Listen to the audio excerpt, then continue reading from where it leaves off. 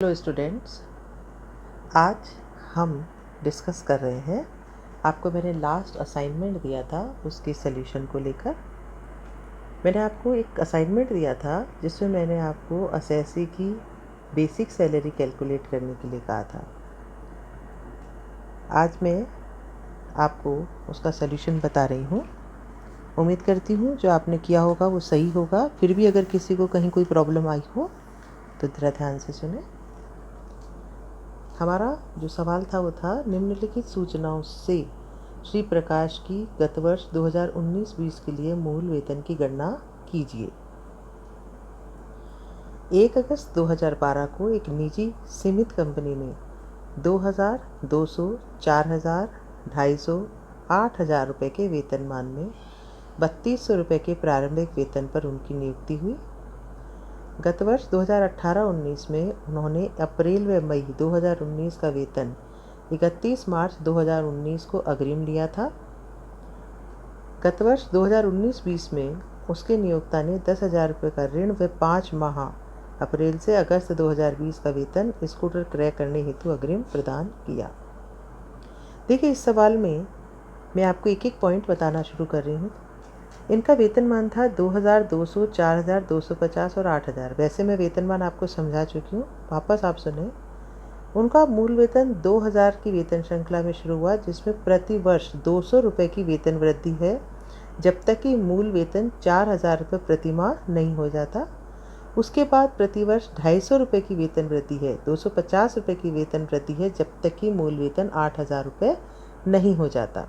और उनकी पहली नियुक्ति, प्रारंभिक नियुक्ति कितने वेतन पे हुई है? 3200 रुपये पे। तो सबसे पहले तो हम इनका वेतनमान के अकॉर्डिंग मूल वेतन की गणना हम करेंगे। इसके लिए देखिए, सॉल्यूशन में एक वर्किंग नोट मैंने बनाया है, उसको ध्यान से देखें। 1 अगस्त 2012 से 31 जुलाई 2013 तक उन्हें 3200 रुपये प्रति माह मासिक वेतन मिला। उसके बाद आप देखो, हर वर्ष 13 तक 3200, 14 जुलाई तक 3400, 15 जुलाई तक 3600, 16 जुलाई तक 3800, 17 जुलाई तक उन्हें 4000 मिले। 4000 के बाद उनकी वेतन वृद्धि 250 हो गई और 1 अगस्त 2017 से 31 जुलाई 2018 तक उन्हें 4250 और उसके बाद जुलाई 2019 तक 4500, जुलाई 2020 तक 4750 और जुलाई 2021 तक 5000 रुपये उनको मासिक वेतन मिल रहा था। अब हम निकालते हैं इनका मूल वेतन। Calculation of basic salary of mister Prakash. Assessment year इनका क्या रहेगा? 2020-21। मैंने आपको क्या बताया था कि असेसमेंट ईयर के ठीक पूर्व के 12 महीने की अवधि गत वर्ष कहलाती है। तो हमें क्या गत वर्ष दिया है इन्होंने? 2019-20। तो इसका असेसमेंट ईयर क्या हुआ? 2020-21। अब देखिए, पहली कंडीशन के बाद दूसरी कंडीशन क्या थी कि गत वर्ष 2018-19 में, यानी कि इस गत वर्ष के ठीक एक साल पहले, ये जो गत वर्ष था असेसी का, उसके ठीक एक वर्ष पहले इन्होंने क्या किया है? 2 महीने का वेतन अग्रिम ले लिया, अप्रैल और मई। तो यानी कि वो प्रीवियस ईयर में ही, प्रीवियस ईयर से प्रीवियस ईयर में ही क्या हो गया? असेस हो गया, टैक्सेबल हो गया। तो अब हम क्या करेंगे? जून और जुलाई, क्योंकि हमारे यहाँ जुलाई में वेतनमान चेंज हो जाता है अगस्त में, तो हमने जून और जुलाई 2 महीने का वेतन उनका किस हिसाब से लिया है? 4500 रुपये प्रति माह। उसके बाद अगस्त 2019 से लेकर के मार्च 2019 तक 8 महीने का वेतन हमने उनका 4750 रुपये प्रति माह के हिसाब से कितना लिया? 38,000 रुपये। अब हम ज्ञात करेंगे उनकी एडवांस सैलरी। तो जो गत वर्ष 18-19 में ली थी वो तो 18-19 में गई, उस 2 महीने का वेतन हमने कम कर दिया। लेकिन यहाँ फिर से एक कंडीशन दी है कि गत वर्ष 2019-20 में उसके नियोक्ता ने उसे 10,000 रुपये का ऋण व 5 माह का वेतन अग्रिम दिया, अप्रैल, मई, जून, जुलाई और अगस्त। तो हम क्या करेंगे? देखो, अप्रैल, मई, जून, जुलाई 4 महीने की एडवांस सैलरी तो 4750 रुपये के हिसाब से लेंगे, 19,000 रुपये। और यहाँ वर्किंग नोट में देखिए, 1 अगस्त 2020 से उनका मासिक वेतन कितना हो गया? 5000। तो अगस्त की जो एडवांस सैलरी वो 5000 रुपये के हिसाब से हमने ली, तो 19,000 प्लस 5000 उनका वेतन कितना हो गया? 24,000।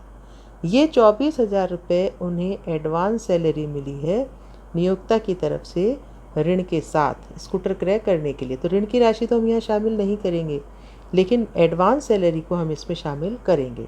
हमने जब वेतन शीर्षक को पढ़ना शुरू किया था, वेतन से आय शीर्षक को, तो हमने क्या कहा था, मूल वेतन में यदि करदाता को गत वर्ष में कोई बकाया वेतन मिला है तो, या उसने कोई एडवांस सैलरी ली है तो भी, दोनों को ही हम कर योग्य आय की वेतन की गणना में शामिल करेंगे।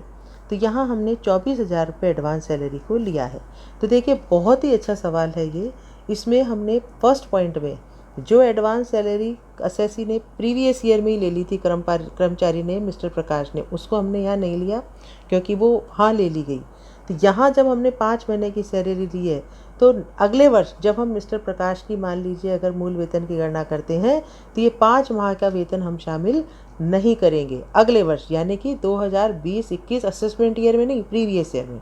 तो हम क्या करेंगे, ये 24,000 रुपये उसमें शामिल नहीं करेंगे। हम जब मूल वेतन 2020-21 के लिए मूल वेतन की गणना करेंगे तो हम इनका मूल वेतन कहाँ से काउंट करेंगे, सितंबर 2020 से काउंट करना शुरू करेंगे, क्योंकि हमने ये 24,000 रुपये इस वर्ष शामिल कर लिए हैं। तो कुल मिला के देखिए, मूल वेतन 9,000, 38,000 ये दोनों तो हुआ उनका मूल वेतन, और 24,000 रुपये हुई उनकी बेसिक ये एडवांस सैलरी। इस तरह से उनका टोटल वेतन शीर्षक से आय में कितना आया, 71,000 रुपये। तो देखो इस तरह का वर्किंग नोट हमें बनाना पड़ता है। अगर वेतनमान में सैलरी दी गई हो तो हमें उसको बनाने के बाद ही हम ये सारा कैलकुलेशन कर सकते हैं। मैं समझती हूँ आपको ये समझ आया होगा। और आगे भी देखिए, मैं आपको जो असाइनमेंट दे रही हूँ, हम जब सारे प्रोविजंस को डिस्कस कर रहे हैं उसके बाद मैं आपको असाइनमेंट दे रही हूँ। मैं आपको 1 वीक का टाइम दे रही हूँ, आप सॉल्व करिए। समस्या है मुझसे पूछिए, कोई डाउट है क्लियर करिए, लेकिन आप पूछिए प्लीज़। आप मुझे लगे ऐसा कि आप भी मेहनत कर रहे हैं। आज के लिए इतना काफ़ी इस सॉल्यूशन के लिए। अब मैं आपको नेक्स्ट क्लास में नेक्स्ट सॉल्यूशन बताऊंगी। धन्यवाद।